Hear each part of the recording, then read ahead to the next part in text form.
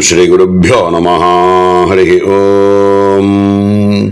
आत्मा भिन्न शिवाकारं चिदानन्दघनं गुहं प्रकाशं विमलं शान्तं ब्रह्मण्यं समुपास्महे। शान्तविमलप्रकाश आत्मगुगजिदानन्दमण्डिता प्रकाशानन्दमिथुनासा कुलश्रेणी सदा जयति। सद्गुरुचरणारविन्दाभ्यां नमः। प्रसीद परदेवते मम हृदि प्रबोधं भयं विदारय दरिद्रतां दलय देहि सर्वज्ञतां निदेहि करुणानिधे चरणपद्मयुग्मं स्वकं निवारय जरामृति त्रिपुरसुन्दरि श्रीशिवे। குருவனுடைய பரமகிருபையில துர்வாச மகரிஷியினால் அருளப்பட்ட ஸ்ரீ சக்தி மகிம்ன ஸ்தோத்திரத்தினுடைய 55வது ஸ்லோகத்தை பார்த்துட்டு இருக்கோம். இதில் இந்த ஸ்லோகத்தில் பிரார்த்தனா ரூபமாக ஒரு முமுட்சுவாக இருக்கக்கூடிய ஒரு உபாசகன் பரதேவதையை எப்படி பிரார்த்திக்கணும் அப்படின்னு சொல்லி கொடுக்குறார். ரொம்ப அற்புதமான ஸ்லோகம். இந்த ஸ்லோகத்தினுடைய அன்வயம் எப்படி இருக்குது அப்படின்னா, ஹே பரதேவதே பிரசீத மம ஹிருதி பிரபூதம் பயம் விதாரய தரித்ரதாம் தலய சர்வஜ்ஞதாம் தேஹி ஹே கருணாநிதே ஸ்வகம் சரணபத்மயுக்மம் நிதேஹி ஸ்ரீ திரிபுரசுந்தரி ஹே சிவே ஜராமிருதி நிவாரய அப்படின்னு பிரார்த்தனை பண்ணுறார். இந்த ஸ்லோகத்தில் 4 விதமான சம்போதனங்கள் இருக்குது. ஹே பரதேவதே அப்படின்னு முதல்ல ஆரம்பத்திலேயே ஹே பரதேவதே அப்படின்னு கூப்பிடுறார். ஹே கருணாநிதே அப்படிங்கிறார். ஸ்ரீ திரிபுரசுந்தரி ஹே சிவே அப்படிங்கிறார். 4 விதமான சம்போதனங்கள் இந்த ஸ்லோகத்தில் சொல்லப்பட்டிருக்கு. ஹே பரபிரம்ம மகிஷி அப்படின்னு சொல்லக்கூடிய ஸ்ரீ திரிபுரசுந்தரி தேவியே பிரசீத என்னை அனுகிரகம் செய்ய வேண்டும் அப்படின்னு முதல்ல பிரார்த்தனை பண்ணுறார். பிரபூதம் பயம் விதாரய, என் மனசில் மகத்தான ஒரு பெரிய பயமானது ஒன்று தோணியிருக்கு. என்ன பயம் அப்படின்னா, ஆத்ம ஞானத்தை உடைய ஒரு மூச்சுவாக இருக்கக்கூடிய ஒரு உபாசகனுக்கு எல்லாரும் தியானிக்கக்கூடியது இதுதான். அனர்த்த நிவர்த்தி ஆனந்த பிராப்தி, இதுதான் எல்லாரும் ஆசைப்படக்கூடியது. ஒரு முமுட்சுவாக இருக்கக்கூடியவன் அனர்த்தங்கள் எல்லாம் நிவர்த்தியாகி ஆனந்தத்தை பிராப்தி அடைகிறது அப்படிங்கிறது தான் எல்லாருமே பிரார்த்தனை பண்ணக்கூடியது.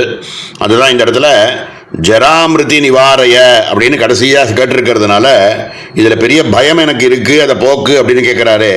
என்ன அப்படி பெரிய பயம் அப்படின்னு கேட்டாக்க, ஜரா மரண பயம் அப்படிங்கிறார்.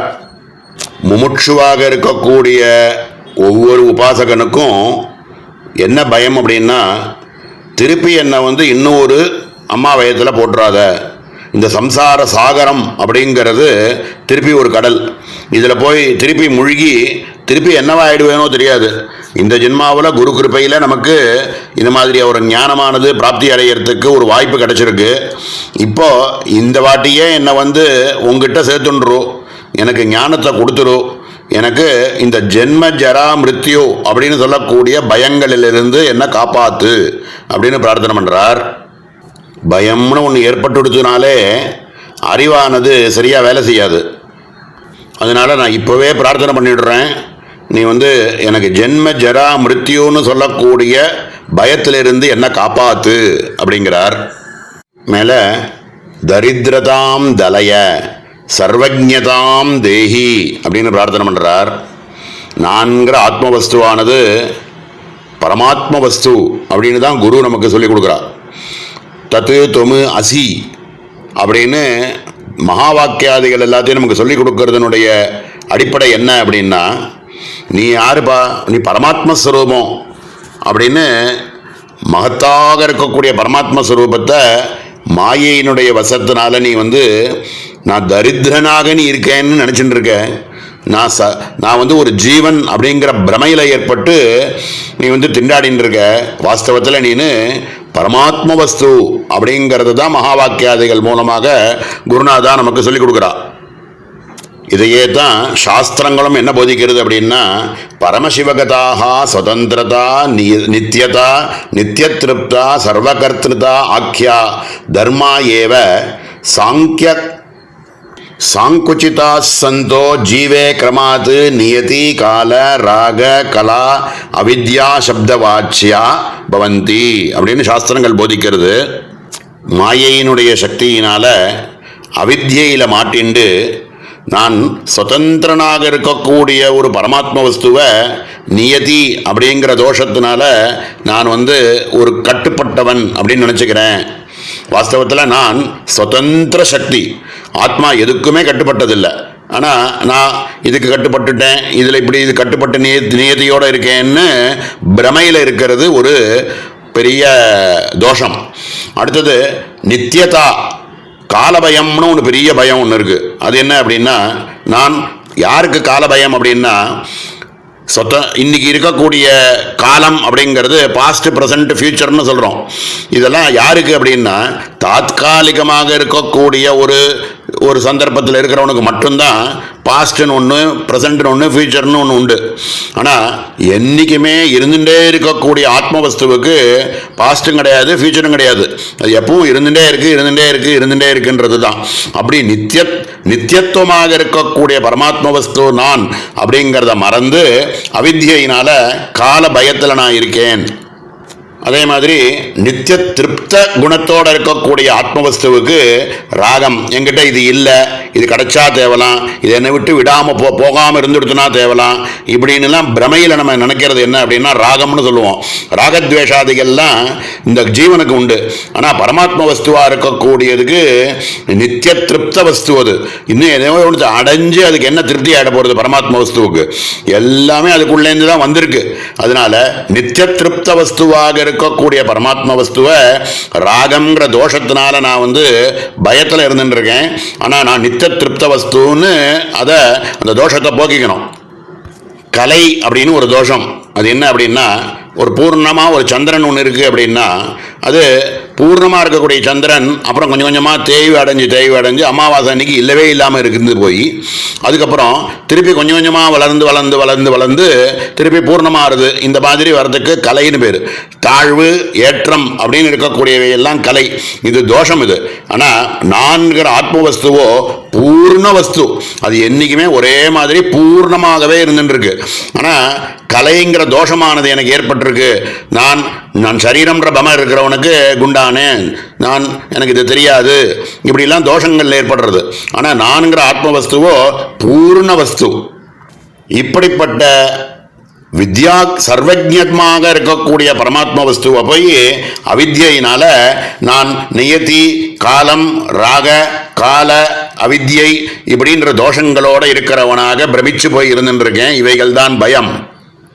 இவைகள் எல்லாத்தையும் போக்குறதுக்கு ஒரே வழி என்னன்னா, குருவனுடைய கிருபையினால நமக்கு இந்த வித்யானது சித்திச்சது அப்படின்னா, நமக்கு நான் பூர்ணத்வன், நான் சர்வஜன், நான் நித்திய திருப்தன், நான்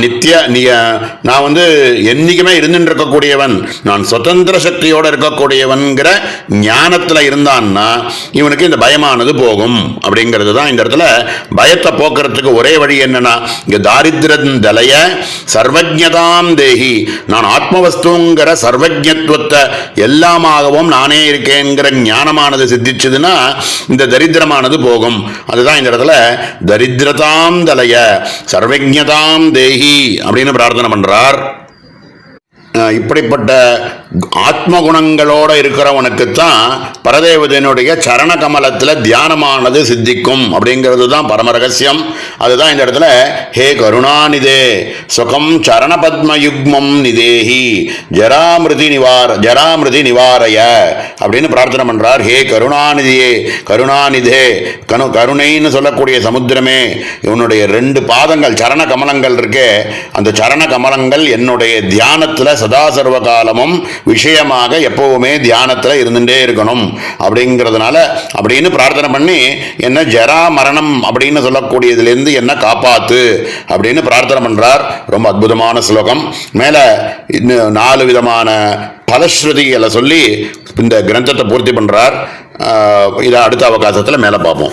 ஓம் சகனா பவது சகனோ புனக்து சக வீர்யங்கரவாவஹை தேஜஸ்வினாவதீதமஸ்து மா வித்விஷாவஹை. ஓம் சாந்தி ஷாந்தி ஷாந்தி.